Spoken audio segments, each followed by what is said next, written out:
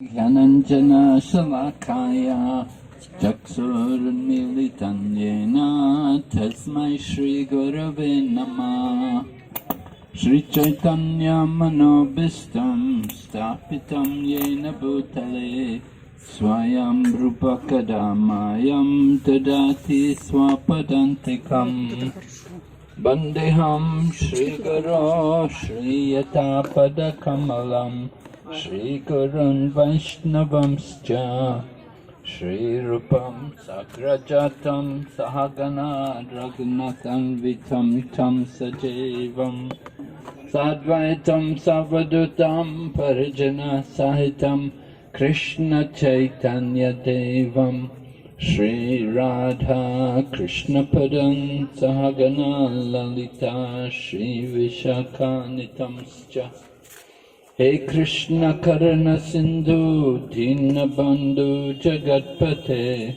Gopesha Gopika Kanta Radha Kanta Namastate Tapta Kanchana Gorange Radhe Vrindavaneshwari Vrishabhanu Sute Devi Pranamami Hari Priye Vanchakalpatarubhyascha kripa sindhu bhai evacha patitanam pavanebhyo vaishnavibhyo namo namaha Jai Shri Krishna Chaitanya Prabhu Nityananda Shri Advaita Gadadhar Shri Vasadi Gaur Bhaktavinda Hare Krishna, Krishna Krishna, Hare Hare, Hare Rama,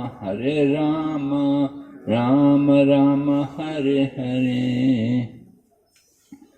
Nama Om Vishnu Padaya Krishna Pastaya Bhutale Srimati Bhakti Vedanta Swami Niti Namane Namaste Saraswati Devi Gauravani Pracharine Nirvishesha Shanyavadi Paschatya Deshatarine. Okay. Thank you, Maharaj. So the first question for today, Maharaj, the devotee has asked, I have extreme emotional nature and facing emotional trauma time to time, and it feels like dying. How to overcome this problem? How Lord helps in this? Please help. Well, that trauma is caused by attachment to the material body. You have to change the attachment to Krishna. You have to change your consciousness. Instead of just simply being conscious of the body and things in relation to the body, you have to become more conscious of Krishna. Consciousness of the material will cause you all this trauma. But if you use that same consciousness to understand things on the spiritual platform, then you won't feel that trauma. Certainly, attachment for the material will cause you trauma, cause you a lot of emotional anxiety, emotional problems. These emotional feelings are all coming because of your bodily consciousness. So you want to change that consciousness, bring your consciousness to the spiritual platform, understanding yourself as a spiritual being and not thinking of yourself as a material body and relating just simply in terms of the body. Try to understand your identity as a spiritual being, part and parcel of Lord Krishna. And in that way you can overcome all of these emotions. Okay? Thank you, Maharaj. Here the devotee has asked, we heard that Srinivas Acharya became ecstatic hearing Srimad Bhagavatam from Devanand Pandit, even though he was not a devotee. Srila Prabhupada said, such katha has a poisonous effect like milk touched by a serpent. So how could Srinivas Acharya become ecstatic hearing that? Well, he was hearing Srimad Bhagavatam. He was not hearing, it wasn't the commentaries of Devananda Pandit which made him ecstatic, but it was the words of Srimad Bhagavatam, the direct words of Sukadeva Goswami. What has the poisonous effect is the commentary of the people who are not devotees, that they put their own poison into the words of the Lord. So when you hear directly, if we simply hear the words of Krishna, Srivas Pandit was hearing the Srimad Bhagavatam. So because of his pure devotion, he was able to experience ecstasy, hearing the Srimad Bhagavatam, hearing the words of Srila Vyasadeva or Sukadeva Goswami or Sutta Goswami. He was hearing their words. It wasn't that he became ecstatic by hearing the commentary of Devananda Pandit.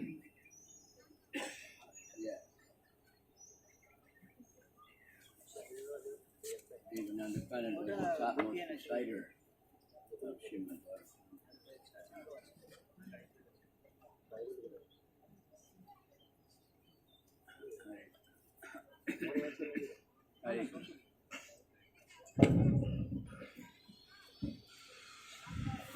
Maharaj said Devananda Pandit was the topmost reciter of Srimad Bhagavatam. You know, beautiful voice, perfect Sanskrit, and he was just reciting Bhagavatam then, so that's what she was heard.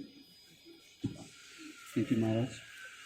The next question is, sometimes due to seva, our sadhana gets hampered.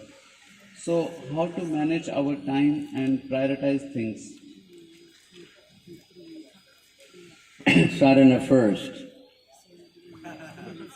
You know, plan your schedule so that at some time, it may not always be like a pujari. There are some super pujaris who get up at 1:30 and chant all their rounds before they get to work. But most pujaris, their japa is not, you know, at their main time. But they have to find time, sometime, where you set aside your space, your time for sadhana. That's just do it. You know. So it's a matter, if we have priorities, okay, I have to do this first because this is depending on Krishna. Sadhana, usually we mean your japa, but when I was first in amongst devotees, they would say if you don't chant 16 rounds, it's not service. It's just work. Work, you know. So put that first. Mm-hmm. Yeah, we have to be very conscious, very careful about balancing between the two, the material and the spiritual. Yeah, you have to work, you have to maintain your job, and certain commitments are there in the material platform. You cannot neglect them, but at the same time you have to also do your sadhana. So it's important to make sure you don't neglect your spiritual activities. If you start to minimize things, then you get in difficulty. You start to do it one day, then you do it more days, then it becomes a habit, and you think, oh, I don't need to chant at all. And sometimes people think worshipping the deity is more important. Because I'm doing puja for the deities, I don't need to chant Hare Krishna. So that's very dangerous. We have to chant, we have to do the japa. The chanting of the holy name will enable us to counteract any offences which we may have committed in our chanting. It will protect you from aparad. Because doing seva aparad, or the worship of the deities, chanting of the holy name will help us to nullify that offense. So it's very important for us to do this chanting. And that's why Prabhupada had the japa before everything, practically in the morning. The japa was the first thing, and then the Bhagavatam, the Guru Puja, everything. The japa is very important. And we promise at initiation to chant 16 rounds. We don't promise, I will do so many hours of service, I will cook, or I will distribute so many millions of books every day or something. We promise I will chant 16 rounds. So if we don't chant the 16 rounds, then it's not keeping promises in any culture almost any culture is not a good idea. Very bad, very dangerous. There'll always be a reaction. Okay. Go ahead. Thank you, Maharaj. Next question is, how to convert mundane lust into love of God? How to convert mundane lust? Lust is the desire for our own sense gratification. And love of God means we want to satisfy the senses of Krishna. So everything depends on the attitude. If your attitude is for your own sense gratification, then that's lust. But if your attitude is for the pleasure of Krishna, then that is love. So you have to change the consciousness. You have to become conscious that you want to please Krishna. You're not acting just simply for your own pleasure, but you're acting for Krishna, to please Krishna. You want to satisfy him. Idam Krishnaya, idam namama. You heard that from the yogis? That's how. Bhakti Swami wrote a book, From Lust to Love. If you're interested, you can read that book. It's quite very nice psychological study.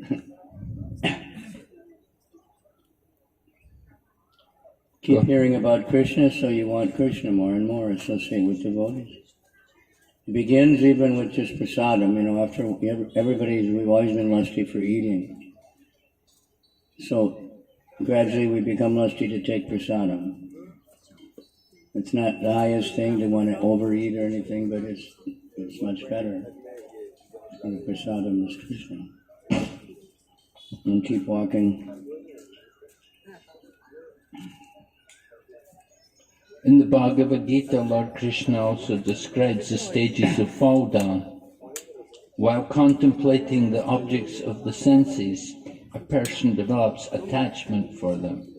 From such attachment, lust develops. From lust comes anger. From anger, delusion. When a person is deluded, then intelligence is lost. Then he falls down again to the material pool. Jayato vishayam pumsa sangasteshu prajayate sangat sanjayate kama krodo vijayate drodad bhavati samoha smriti vibrama buddhi nashat. Like that. Anyway, the stages of fall down. So lust takes you into these lower stages. Because the lust is never satisfied, then you become angry, and then you become angry, you become bewildered, intelligence is lost, and you fall into the pool of material existence.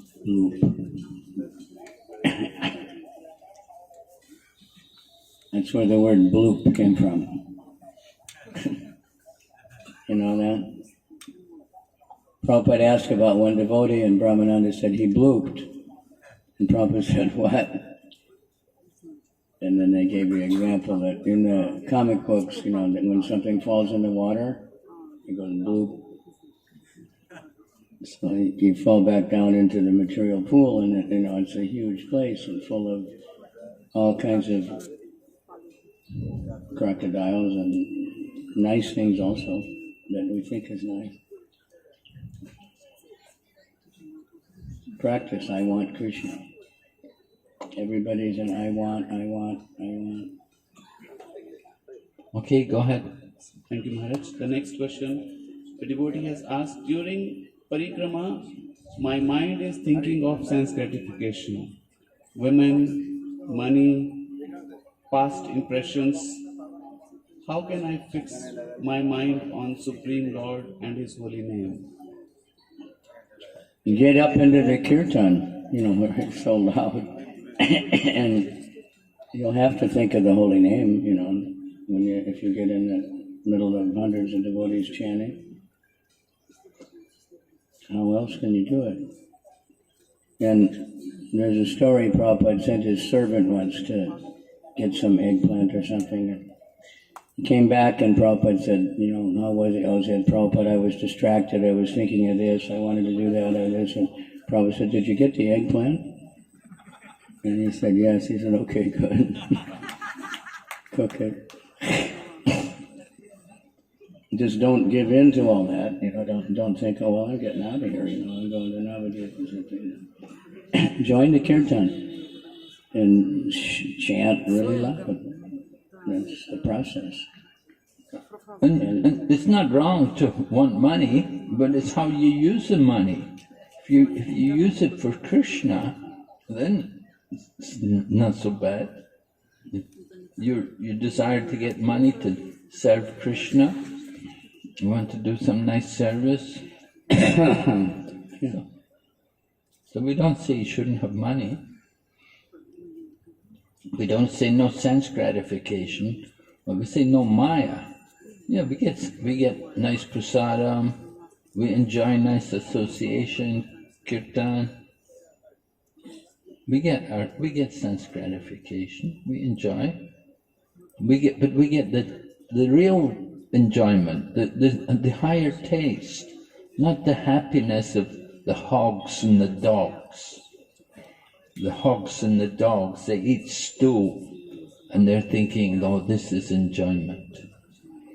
So we don't want that kind of pleasure, but we want the higher pleasure. We do. The soul needs we want that sense gratification. It's not wrong. We want to enjoy. Nature of the soul is to enjoy, but we enjoy in devotional service in relation to Krishna. So get money, use it for Krishna. And then that's the process. That if there are dirty things in our heart, which most of us have, it's like if you wash your clothes, the water gets dirty, right? So you don't say, well, I shouldn't wash my clothes. I was washing my clothes and the water got all dirty, so I don't want to wash clothes anymore. That's good that the dirt's coming out. So if there's thoughts we've been burying and hiding for millions of lifetimes, for all kinds of sense gratification, let it fly, let it out. Let it offer to the kirtan. I don't want it, take it, Hare Krishna, and just keep chanting. And that's the process. It's described over and over again in Bhagavad Gita by our sadhus, especially Narottam Das and Bhakti Vinod, who were very contemporary, and they were really focusing in on those kind of things, giving us the right way to hanker what we want. We want Krishna.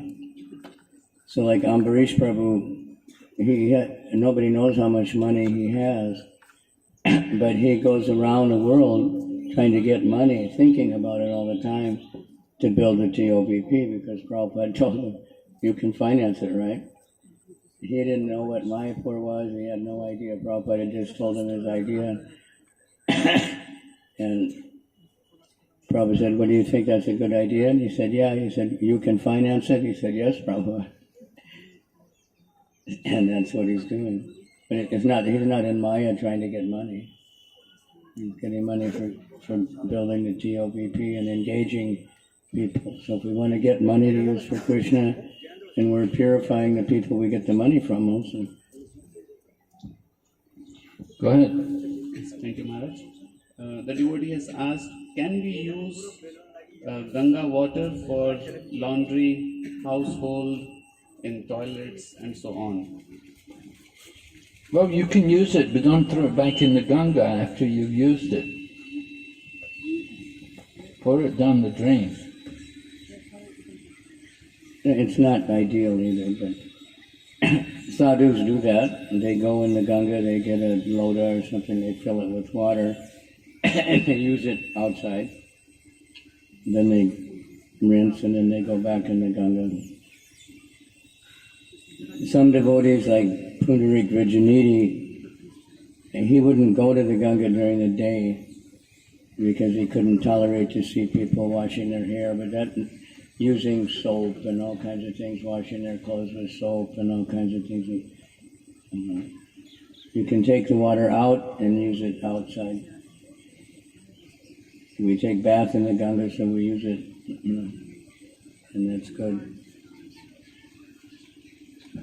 Go ahead. Thank you, Maharaj.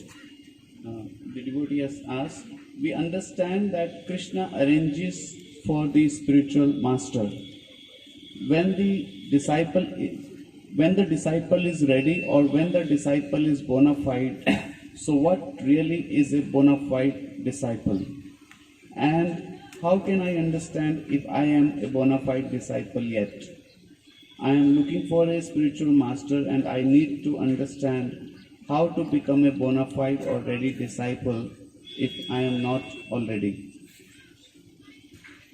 Good question. Well, a bona fide disciple will be obedient to the instructions of the spiritual master. He will faithfully try his best to carry out the instructions given to him by the spiritual teacher.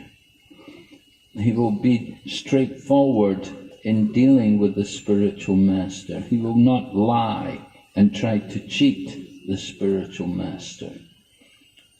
If the spiritual master asks him, how many rounds are you chanting? And he says, 16 rounds, but he's not chanting 16 rounds, then that is not good. That is not a bona fide disciple. So the bona fide disciple must be honest in doing service, in his application of devotional service. Arjuna in Bhagavad Gita 1873, that's the last of the Bhagavad Gita between Arjuna and Krishna. He says, now I accept everything, I'll do whatever you tell me. He's showing us exactly how to understand the Bhagavad Gita and to be a proper disciple.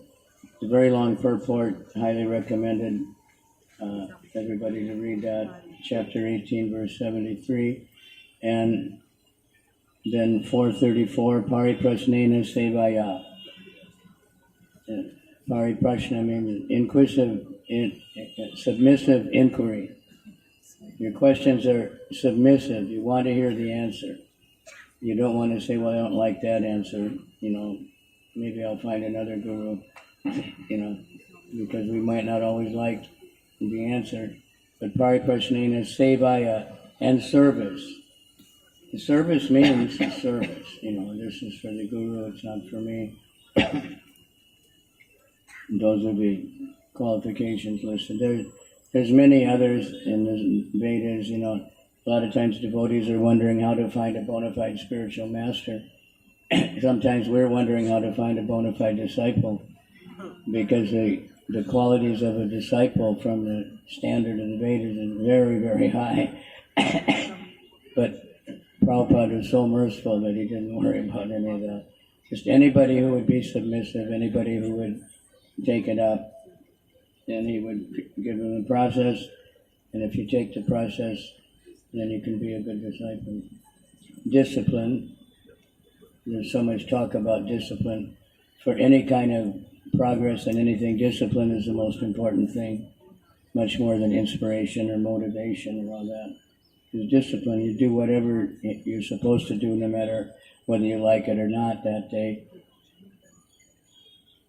and you do it very happily, and Krishna will bless you. Go ahead. Thank you, Maharaj. What should be our mood to join Srila Prabhupada's mission and how to prepare for it? What should be our mood?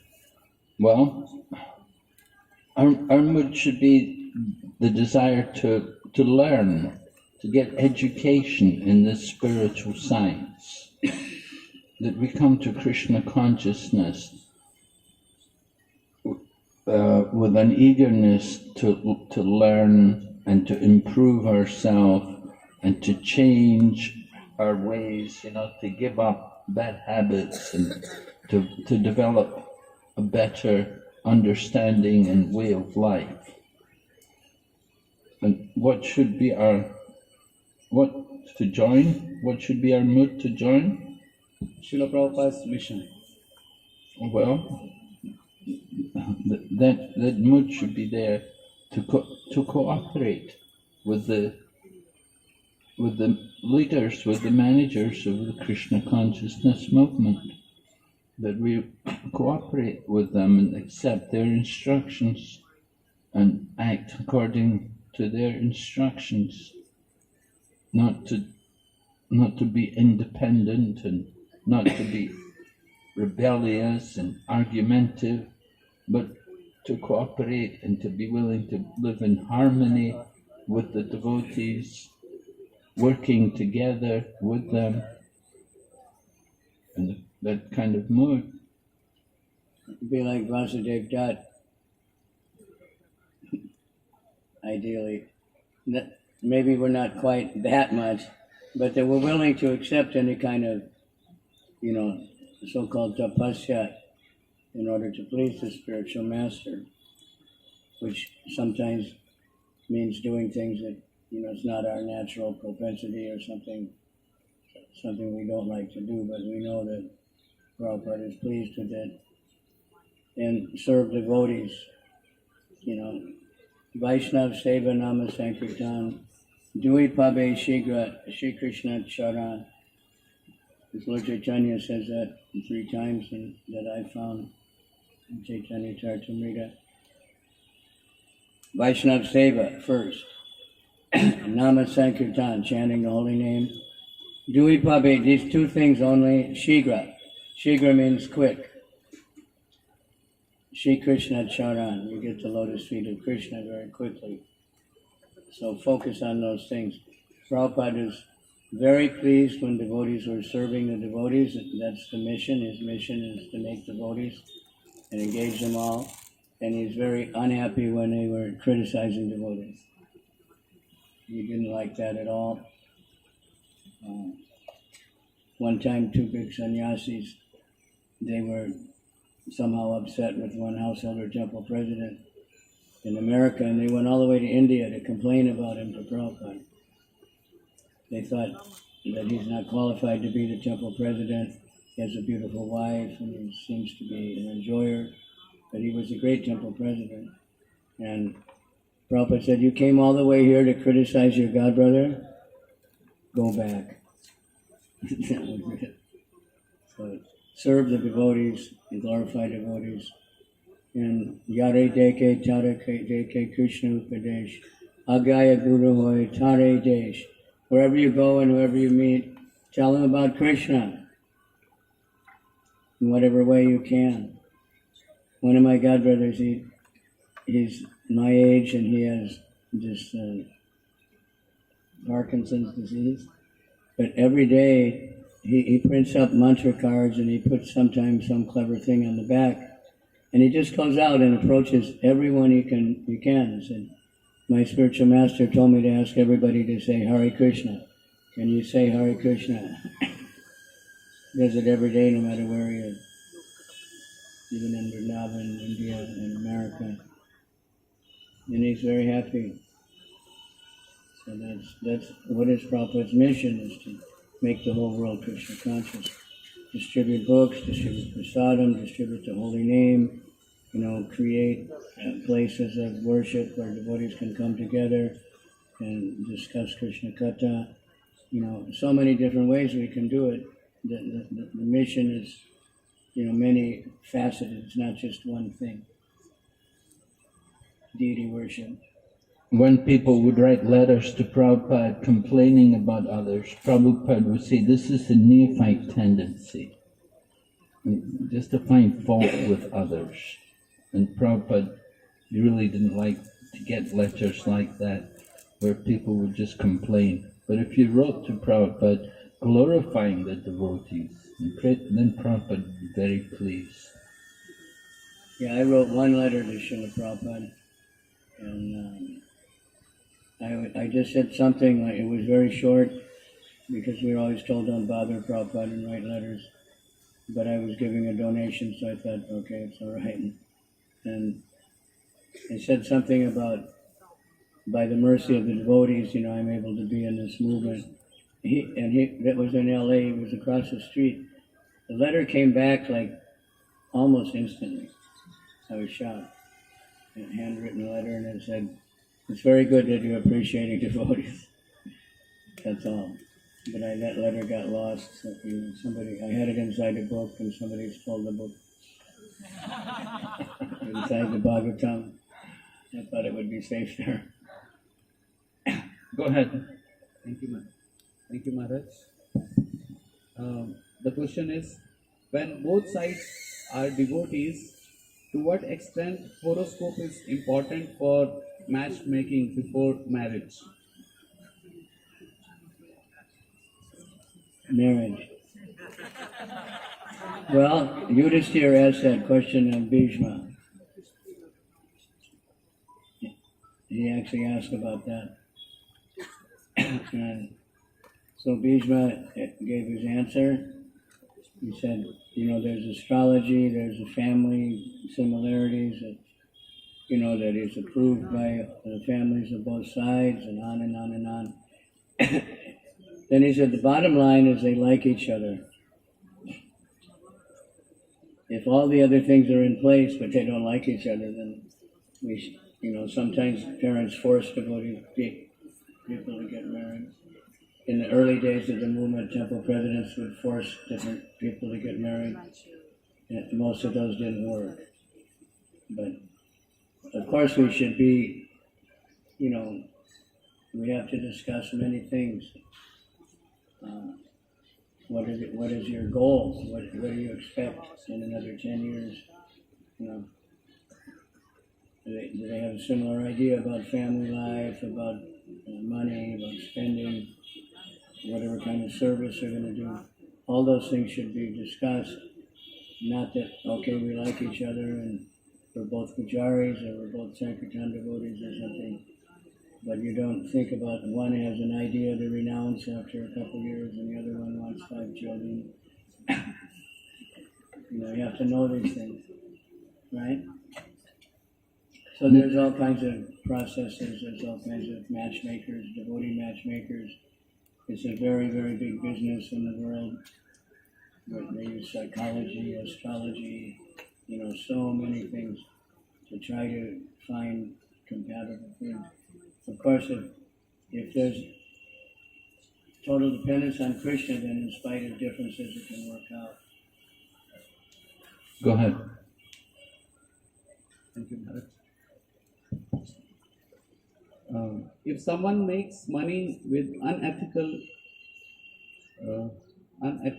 processes, means, but uses it for Krishna, then is it all right? Well, there was an instance that there was some young man in USA, he made some money dealing some drugs, and he gave the money to Prabhupada, right? He gave the money to Prabhupada, and Prabhupada said, well, he said, this money has to be used for building, distributing prasadam or something like that.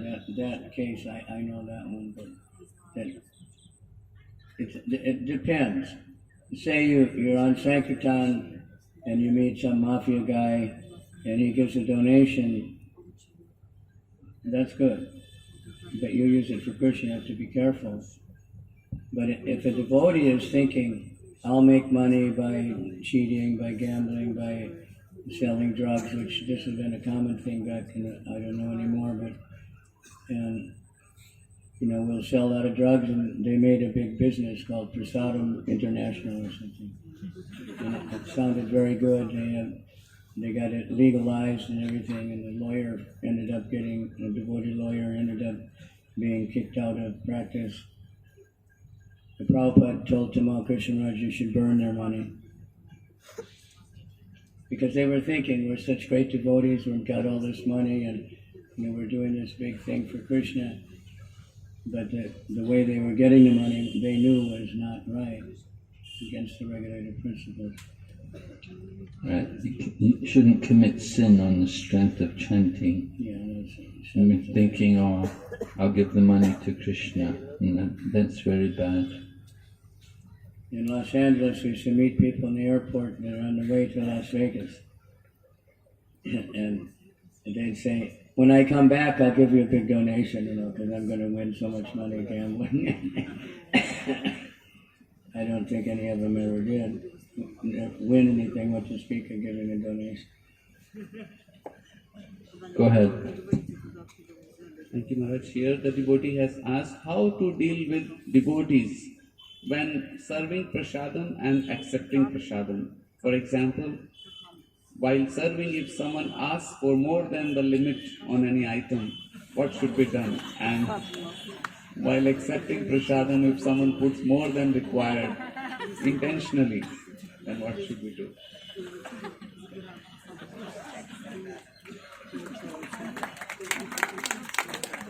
Good question.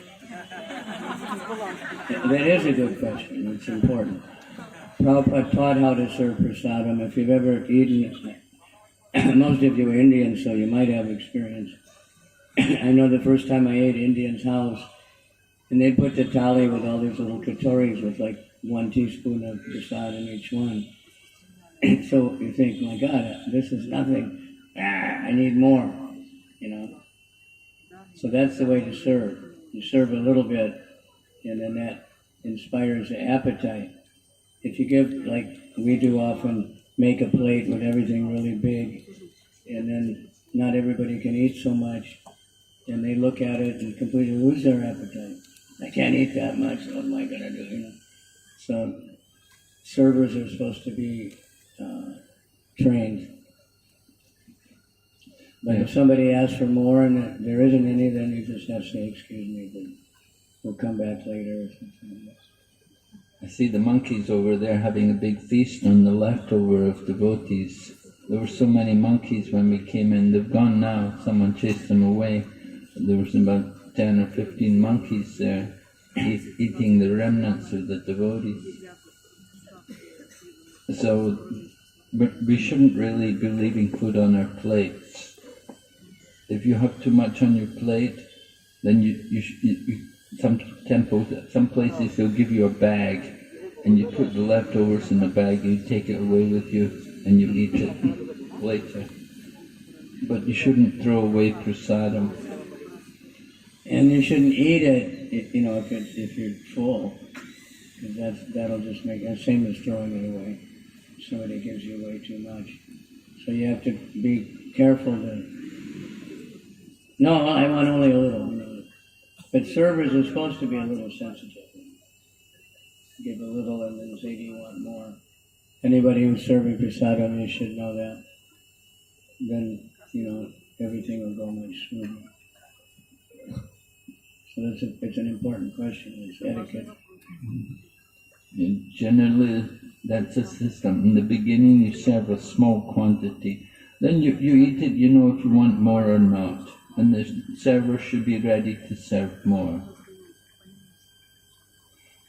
There should never be the case where you put too much on the plate. That's not good. If they do put too much on your plate, then it's your responsibility to take it. You should take it with you and you eat it some other time. Find an animal to eat it, something. Go Go ahead. Thank you, Maharaj. Someone has asked, most of the time when I chant, in my mind it comes that I have this much time and I can chant this many rounds. So how to overcome this? For example, in 45 minutes, I have to chant 6 rounds. So the calculation is always there. Well, yeah, you do have to have some concern about time. You can't just be chanting and not thinking so much about time. We do have to use our time in the service of Krishna. So we have to be careful how much time we spend. At the same time, it's not really a big issue that you're conscious of the time. You have to chant. The main thing is chanting. If your chanting is more attentive, then you won't be so conscious of the time.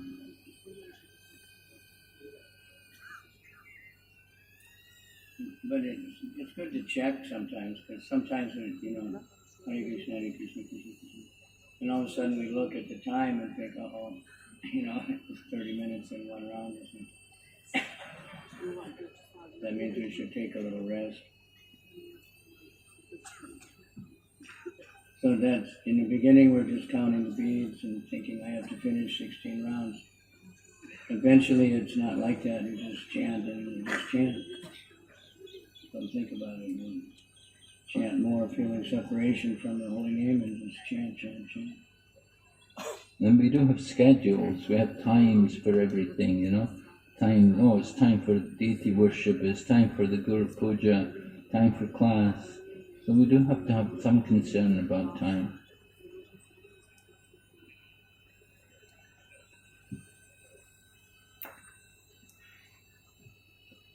Thank you, Maharaj. The next question devotee has asked, although we know all philosophy, but somehow our mind overtakes the intelligence. And also there are so many anarthas are there. So how to get over it?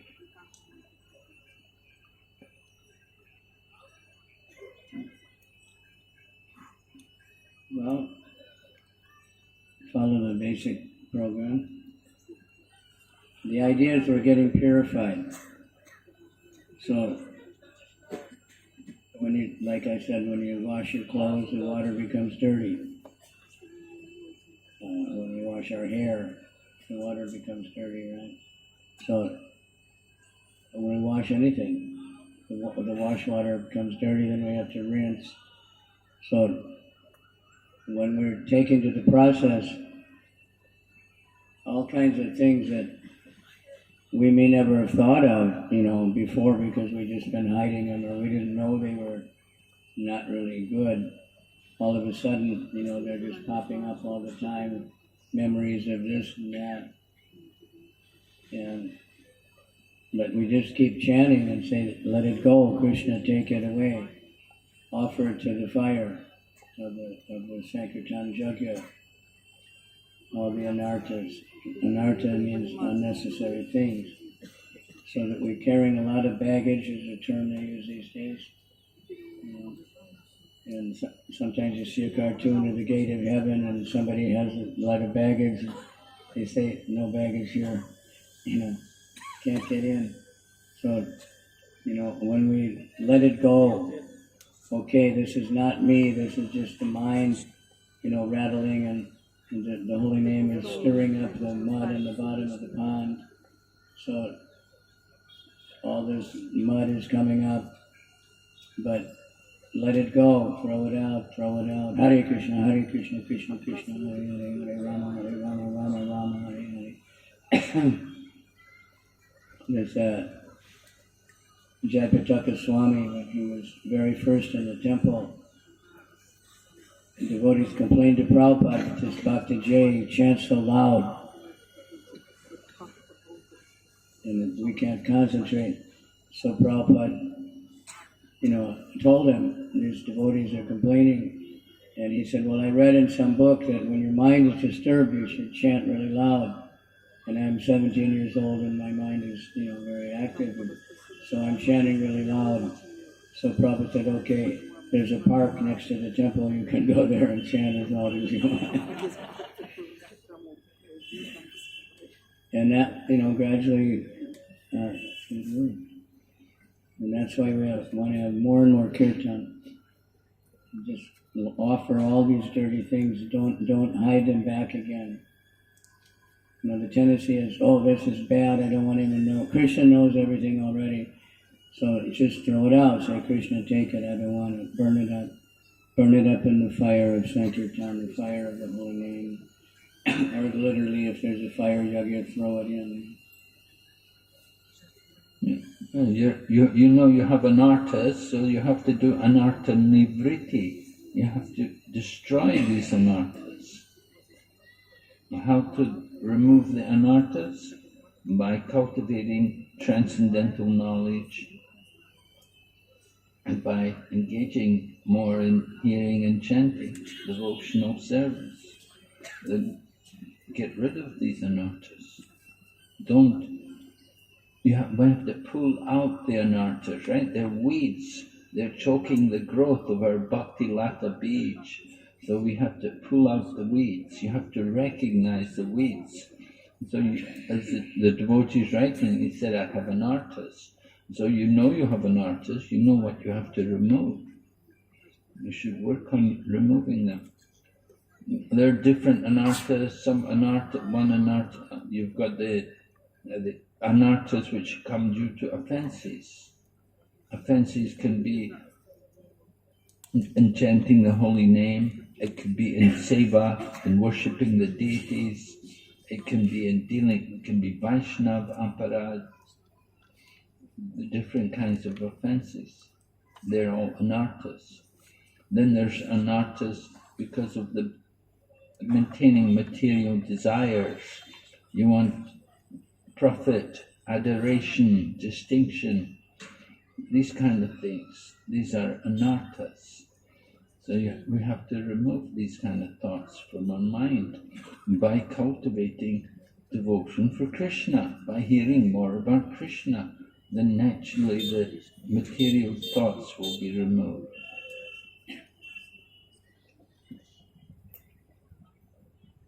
Thank you, Maharaj. The next question the devotee has asked, Maharaj, when you were at the start of your bhakti path, how did you know that you are progressing in right direction to the position that you are in? Me? I never thought about it. They were too busy. We were really busy in those days. I never thought about that. I just thought, let's be busy in devotional service. Like Jayananda Prabhu, my godbrother, someone asked him, how do you make advancement? He said, I don't know, I am too busy to think about it. And he was considered the most advanced devotee. Yes, definitely that's true. That we were so busy, active in Sankirtan, traveling everywhere, distributing books, doing programs. We never thought of, I have to do it. I'm going to go on, one day I'll be the guru, one day, we never thought, none of us ever thought like that. I always thought Prabhupada will always be there. We'll be serving Prabhupada. That was our bliss. Of course, we still feel like that. We still feel Prabhupada's there. And we're serving him.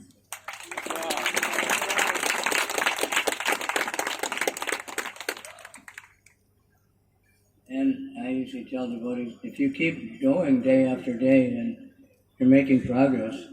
Otherwise, you'd quit. You just keep trying again and again, every day. That means you're making progress. But if you're climbing a mountain, I don't know if you ever went up Tirupati, for a long time it's just steps. You're just going up and up and up, thousands of steps for a few hours. But then you get near the top, and sometimes it's a hill going down. then it's level, and then it goes up a little bit, then it goes down again and up a little bit. So like that, sometimes it doesn't feel like we're making progress, but if we keep doing it, then we're making progress. Just keep chanting every day, keep hanging. Go ahead. Thank you, Maharaj. The devotee has asked, I get envy when other devotees have good relationship with each other. How to get rid of such envy? Also, how do I stop making good relations with devotees for material gains?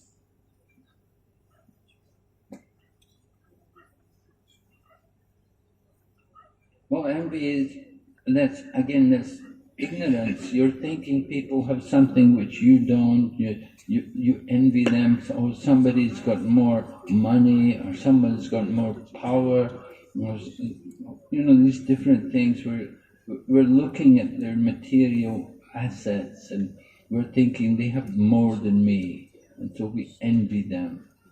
Why I can't be like that? So that is ignorance of spiritual knowledge, to think in the material way, to look at the material position, material condition of someone, and to be jealous of them. We should understand all of these things are very temporary, that we're all spiritual beings. We have to come to the spiritual platform. On the spiritual platform, there's no envy. So this enviness and being envious, this is a sign you're in the bodily concept of life, and you're only looking at the body and thinking of things in a material way. And you have to overcome that by cultivating higher consciousness, Krishna consciousness. If you're envious of some devotee, offer some personal service to that devotee. And maybe we can develop good relationships. There's a big issue all over the world, relationships, and how to cultivate good relationships. A lot of devotee seminars. The main thing is keeping Krishna in the center. And the envy is coming out, but just try hard to render service to devotees. And that's in any rasa we heard today, dasa, service is always there. From a little bit not there in Shanta Ras, but Dasi Ras, Vatsalya Ras, friendship, parental, and conjugal, there's always service. So the more we can render service, we can develop good relationships. If we want to be served, it'll be very hard to have good relationships. Mm-hmm. Here the devotee has asked many parts in the question. Is it okay to take the holy dust of the dham back with us to our place? If yes, from where and where not? Yes, it's okay, you can take it back, but don't do business, don't sell it. It's very good to do that. Lord Chaitanya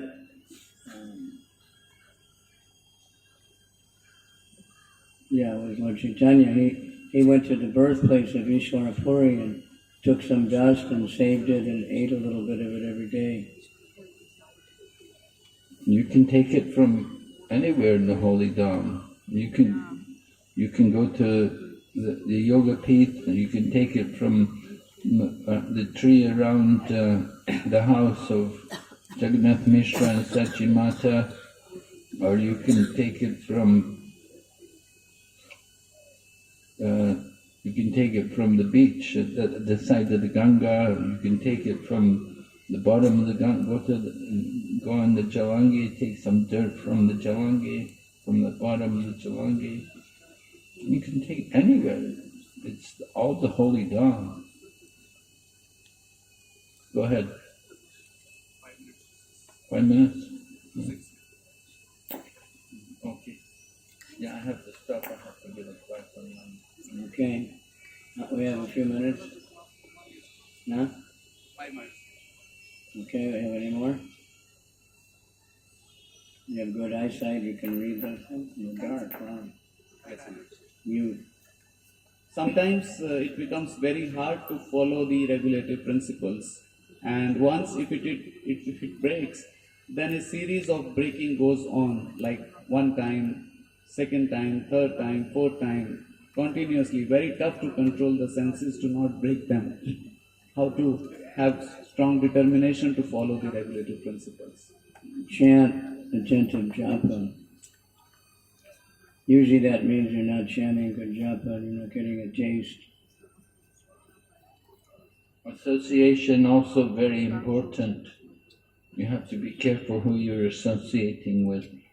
If you associate with devotees, with strict devotees, then that tendency will not be there. If you stay in the association of strict devotees, it will protect you. So you come and live in the temple. Live in the temple. If you stay in the center, then it's not very easy to go. You have to go out to the temple to break the principles.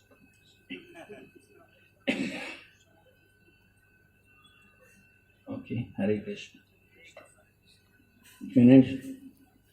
We have time for one more? Yes. So, the devotee has asked, how to get determination to read Srila Prabhupada books?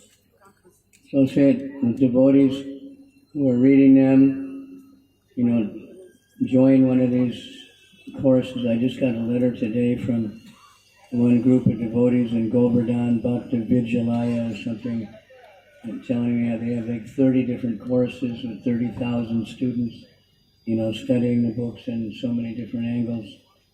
And there's our standard, Bhakti Vriksha, and there's Bhakti Shastri, and Bhakti Vaibhav, and Bhakti this, and Bhakti that. So, and just keep reading them. Associate, everything is association.